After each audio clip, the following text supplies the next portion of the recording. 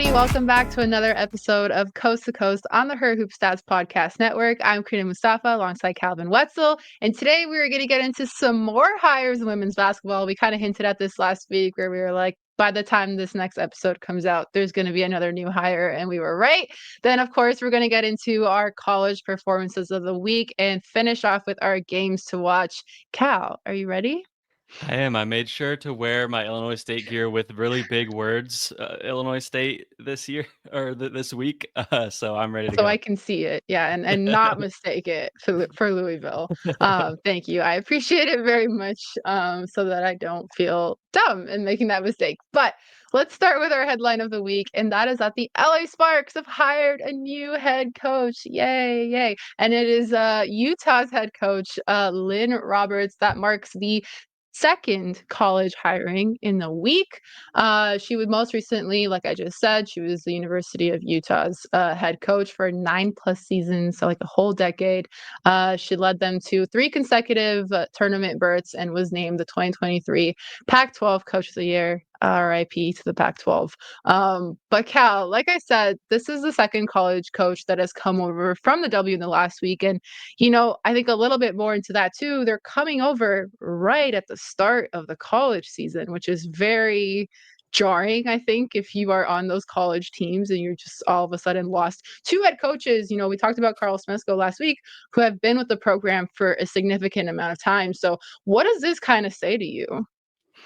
I do feel bad for those players and kind of everyone involved in those programs to go through that in the middle of the season. But what it tells me is that like the W is becoming a legit destination, and also just that it's paying up. I don't know about contract details, but I assume that both of these coaches got bags. Like Becky and Nate Tibbetts got a bag, and I think the more the W is growing, the more that these coaching salaries are going to increase to the point where they can lure college coaches away even in the middle of their season at a job that they've been at for quite some time. And it wasn't always like that. Like when you look at Nikki Collin recently, it went the opposite way. And for a long time, I think college and maybe the like highest level college coaches still like I don't think Don Staley is about to be lured away from South Carolina. But kind of that next tier of college jobs at this point is not as far ahead of the W, and maybe not even as all at all in terms of desirability as it used to be. The W is at that point now. Right. And I think, with Lynn herself, like I think she was just signed an extension just over the summer that would have kept her in Utah until 2030. So the fact that she just full on up and left from that to head over to LA it's definitely a bigger sign. And the fact that this is happening more and more now, I think just shows the shift that is happening with the league itself. And with every coach hiring, there's a lot of talk, there's a lot of discourse about their philosophies and the things that they're bringing over. There's been a lot of talk about the offense that she's going to bring. People are saying, "Oh my God, the Sparks are going to shoot so many threes and yada yada yada," and we're losing the mid-range game. What are your thoughts on where the W is headed basketball wise, especially with these recent hires? It is heading towards a lot more threes, obviously, with these last two hires in particular. But I mean, 3-point shooting has been increasing at every level of basketball, up and down, regardless of age or gender, for over a decade at this point, like including the W. But I don't think the W has kind of hit like that equilibrium point yet, or sort of plateaued the way that like the NBA after like those prime Warriors teams really started that 3-point revolution in the NBA. It skyrocketed and then kind of hit this peak. And I don't think like the WNBA is there yet. I had to pull some numbers. You know me. In 2011-12, NBA was 23% 3-point rate. In the WNBA, that 2012 season was 24%. So they're basically the same. WNBA was a little bit higher. Decade later, NBA is kind of stabilized around 40%. WNBA just got to 30% this last season, 30.0.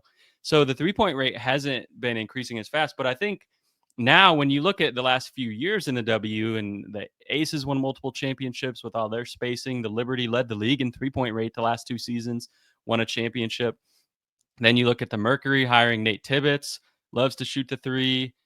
You look at these last two hires. Tyler Marsh has said, the new Sky coach, that he wants them to shoot a lot of threes. He even said he wants Elizabeth Williams pulling from three. We'll see if that happens. But And then you bring in Carl Smesko from FGCU and Lynne Roberts from Utah, who both shoot a lot of threes. We talked about FGCU not taking any mid ranges. They had the lowest percentage in the country the last 2 years in terms of their percentage of shots from mid range. Utah was fifth last year and sixth the year before. So not quite as extreme, but still very analytical. Lynne Roberts has a very analytical mind. And I think all of these hires just kind of signal the shift is happening in the W, and the speed it already sort of was, but I think the speed at which it's happening is increasing now. Yeah, I mean, even just looking back when the Aces hired Becky Hammon, right? Like we went from an Aces offense that never shot the three to an offense that was way more open to doing that. And even just looking at Asia Wilson herself and her progression of her game. So yeah, it's definitely interesting to watch. It's interesting to see the reactions from it. I'm curious, like, how do you feel about the whole like the mid-range game is dying, it's not going to be as more entertaining? Like, do you agree with it, or do you think you have some like pushback with that argument? I'm not like the furthest analytical type person who says like no one should ever shoot a mid range under any circumstances. But I do think threes and layups are entertaining. So I'm not really sure I understand the idea of like basketball's not entertaining anymore when there's fewer mid ranges. But I do think that in a good offense, you are going to have your stars still be able to take mid ranges, and you see that with the Aces. Asia Wilson is elite from the mid range. Obviously, I think when you go up and down the list of teams that shoot a lot of threes and even have like layups and threes type of philosophy, if you really want to be the best offense you can be, you're still going to have a little bit of mid range in it. Just because at this point, like defenses are going to give you that because they know that you want threes and you want layups, so they're going to try to take you away from those. But the role player, you really don't want like the role players taking those. That's where it comes down to. You want Mhm. like your stars, like Asia Wilson, who are automatic from there to be the ones taking those. So I don't think it's like getting less entertaining. I think like people are getting smarter, and it is the way to win. And all those teams we talked about who take a lot of threes, those are the teams that are winning right now. The last 3 championships were the Yeah. Aces and the Liberties. So and winning is entertaining, I would think. So I don't really buy the like not entertaining thing, but I don't think the mid Yeah. range should or will completely die either. Yeah, and it's an interesting conversation for sure because I think one of the reasons why I really fell in love with women's basketball is it is a little bit different stylistically from men's basketball from the NBA. I think you have a lot more variety in the types of players that they are, just because you have different builds, different like sizes, different heights, that makes for a little bit of different style of basketball. You have like looking at Courtney Williams, like she is the mid range. Like she is the mid range expert. And I just think like every player can bring something different and can do something different. And so I think there's a lot of nuance with even though the W is moving towards like this level of like 3-point shooting and maybe some just catching up in terms of that. And I still think that a lot of the uniqueness of what makes the W is still going to be preserved and is still going to be there. And almost makes it a little bit even more exciting. But looking specifically at the LA Sparks, how do you think Lynne Roberts is going to fit with them? Especially they have got another number two draft pick in the lottery, Yeah, it's going to be interesting with the number 2 pick because which I was Kiki. shocked they didn't get number one. Like absolutely Yeah, shocked. But hey, Kurt gets the ultimate revenge there. yeah, well, what did he know, right? Kiki Iriafen is obviously kind of the favorite to be that number 2 pick, and she doesn't really shoot threes. I think she could at some point, and I'll get to that in a minute. I do think Olivia Miles is going to make that decision really tough on them the way that she's playing, and especially bringing in someone like Lynne Roberts, who I think would have a lot of fun coaching someone like Olivia Miles. Without disrespect to Kiki, but that being said, like we've talked on this show before about how players who maybe don't have that range in college or in their first year or two in the W can come in and develop that. That's a very developable skill. And I think Kiki can do that. So she's made a few threes in her career, 4 for 11 on her career, 2 for 4 this year. So that's actually a good percentage on basically no volume. But I Hmm. think she can take that step out if they do take her. It'll be interesting to see what direction they go. But back to what you said, I think that word that you said, nuance, is really key because that, like, you don't want Courtney Williams to It give always up what is. makes her Courtney Williams, right? That's Yeah. not like that. That would be less entertaining. I would agree with that. If you took away like Courtney Williams, her best attribute, like what she's got in her Birkin, right? Like that, we're taking away entertainment value there. But I think like if you're wide open from three, you don't need to like take that dribble in, just pull the three. Or you know, if someone is closing out hard on you and flies by you, take a sidestep instead of a dribble and then one step inside the line. I think that's the type of stuff that these offenses are evolving towards, not hopefully just 100% cutting out that mid range.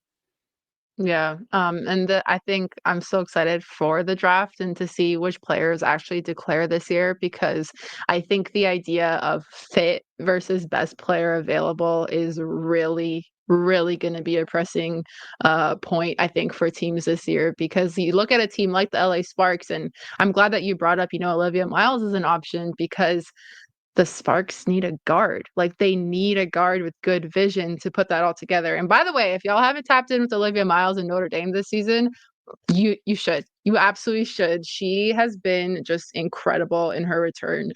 So yeah, I think I'm really excited for it and really excited to see what teams end up doing. But yeah, there you go. Sparks have a new head coach. I think we're down to like 4 openings in the league now. So interested to see how many more college coaches move over for those last 4 opening spots. But there we go. Lynne Roberts with the Sparks. All right, Cal, let's get into our performances of the week. I didn't choose a Canadian this week. I actually went outside of that realm. And the reason I did is because this was too hard to ignore. Harmoni Turner of Harvard women's basketball, 41 points and 10 rebounds in a 78-70 win over Boston College.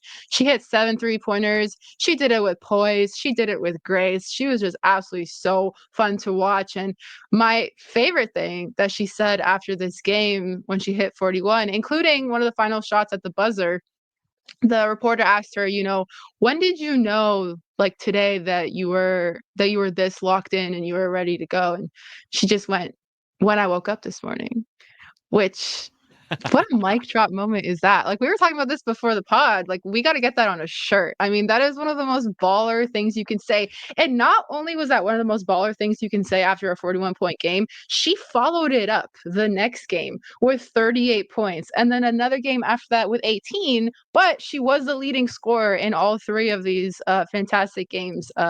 She is definitely somebody that we should be keeping our eyes on. Harvard is now on a 3-game winning streak. Surprise, surprise, thanks to her leading in all 3 of those games. So, I mean, what a player, what a performance. Really, really cool to see players just have these like scoring spurts. And just the way that she did it, I think, was so fun to watch. Like she's super, I don't even know how to explain it properly. Like she's just super jumpy in a really entertaining way. Like I love the way that she shoots the ball. So yeah, Harmony Turner is my player of the week or performance of the week, I should say. When I woke up, that you're right, that's so baller. The level of confidence that is, Right? and Like we got to take a page out of her book. Like that's a killer quote. and for 18 to be an off night, I will say, I'm very much looking forward to watching Harmony Turner in person on Sunday. I also hope that she has an extremely bad game and then immediately starts playing well again right after that. But she is coming to Illinois State. Harvard is gonna play at the Redbirds on Sunday. I will be there. Obviously rooting for my birds, but I also, as a neutral fan, just am very excited to watch Harmony Turner hoop because she is, like you said, peak baller, just pure She's gonna entertainment. knock shots down in front of you and then point right at you because she's gonna watch She's the gonna watch pod. this pod. She's gonna She's watch gonna the let me pod and she's know. gonna be like, "Damn, not Calvin disrespecting me. That's I crazy." I can't even be mad if she does that. That's too Yeah, baller. actually, you know what, Cal? You would actually love that. Just knowing you. I would. Like when players that take when players are petty and like take some slight and turn it into like an all-time performance, there's like nothing better to me than that, you know? Like You've that's always just been good with that. I feel like your voice has also been taken in like these like team like slander posts the where they're like disrespect with the all these, yeah, CT. the disrespect, like all these people are against me, and you're just like, you know what?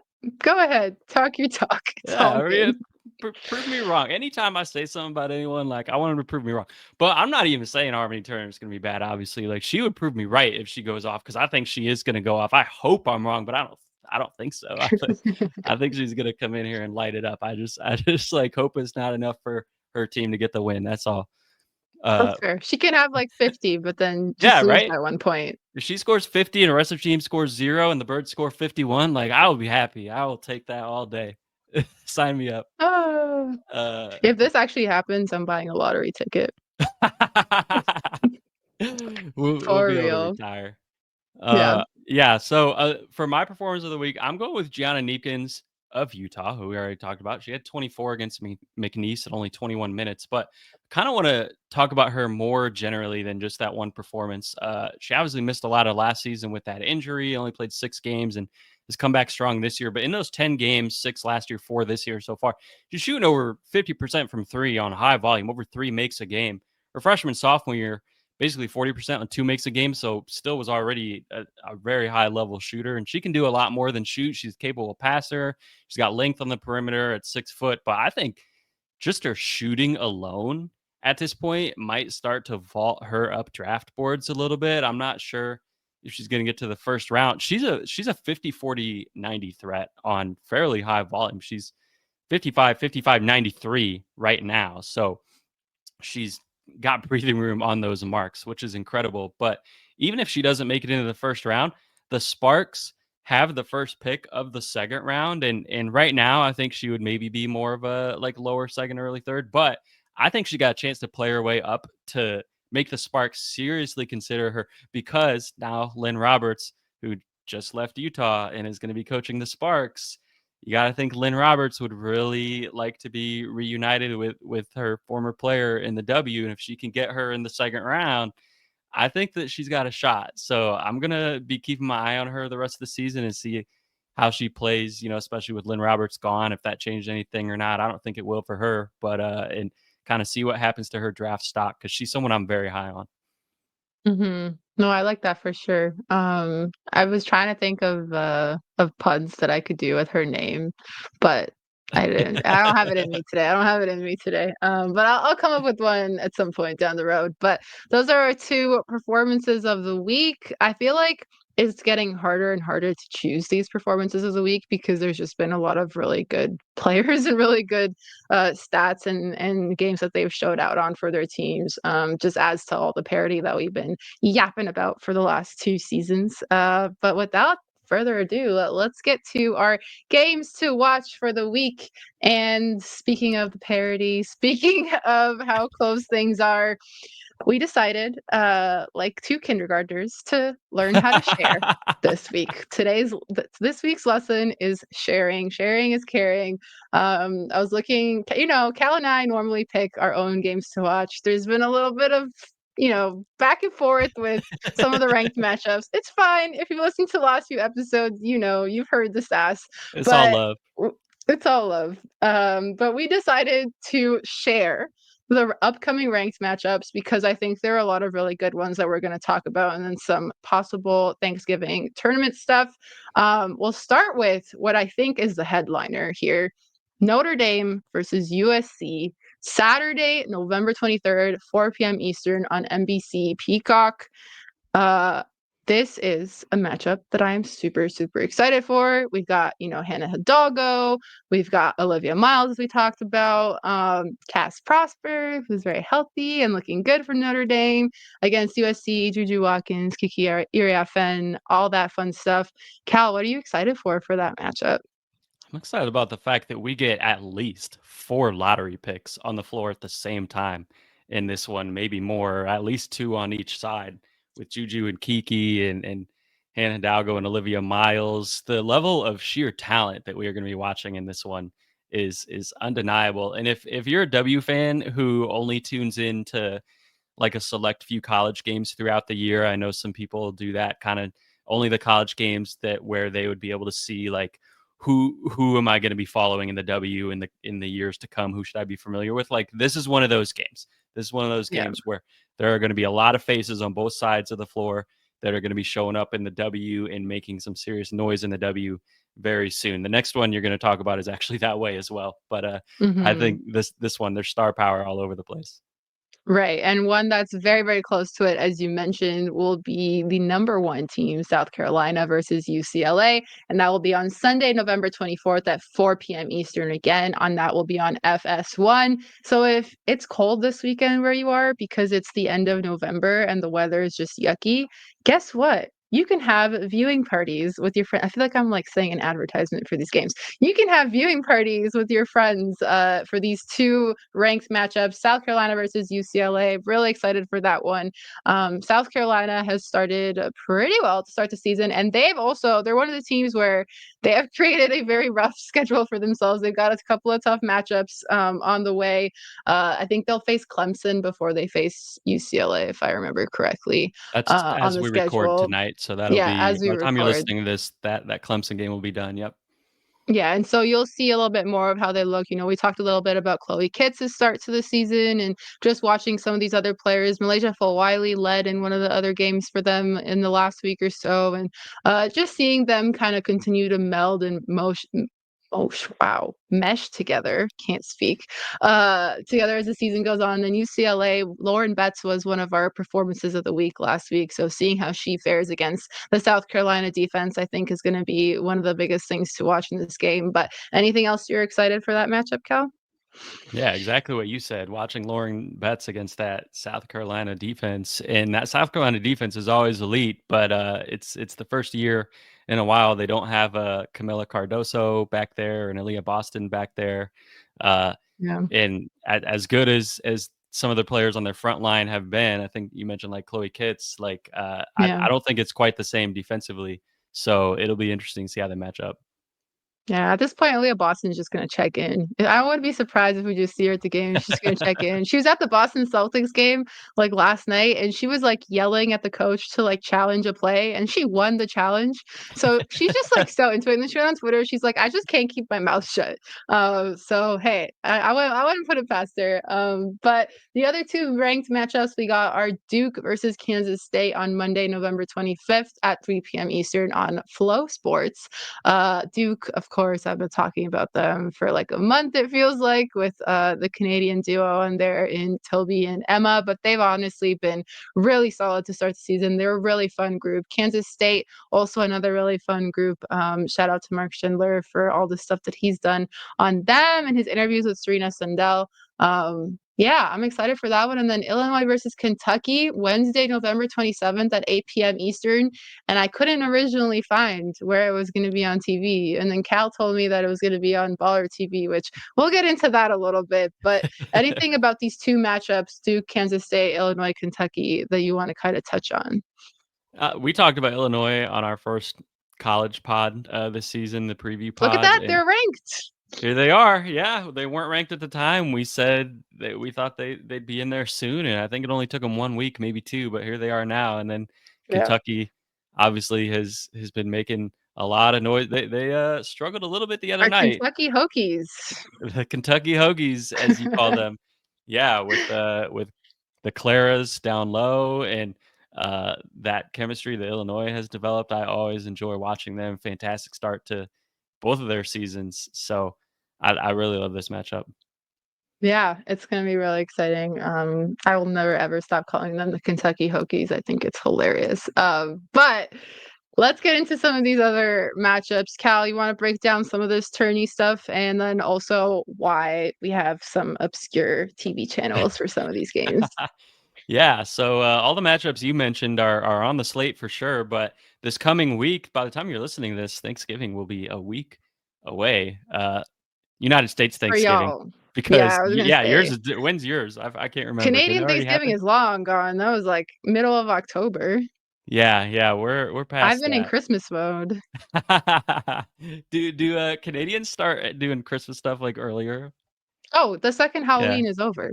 November 1st, the I always say the best thing to do to watch on the night of Halloween is to watch The Nightmare Before Christmas and to like time it Mm. perfectly so that as the clock strikes midnight, it goes into the Christmas part of the movie, and then it's like the perfect transition Oh. into the Christmas Wait, so season what and the time do you vibe. have to start watching it? Do you know Oh, the exact I don't time? know. I don't know Well, what you're actually the unprepared. Oh, time is. you're no help.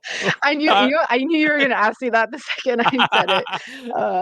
But I'm sure someone has like posted what the actual timestamp is. I'm sure it's out there somewhere.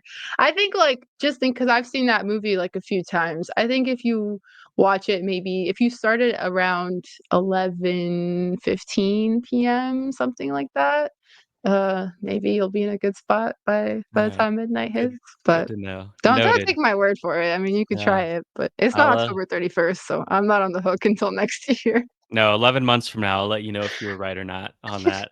I'll come at you if you weren't. Um, so Anyway, the yeah. Wow, how did we get off on that?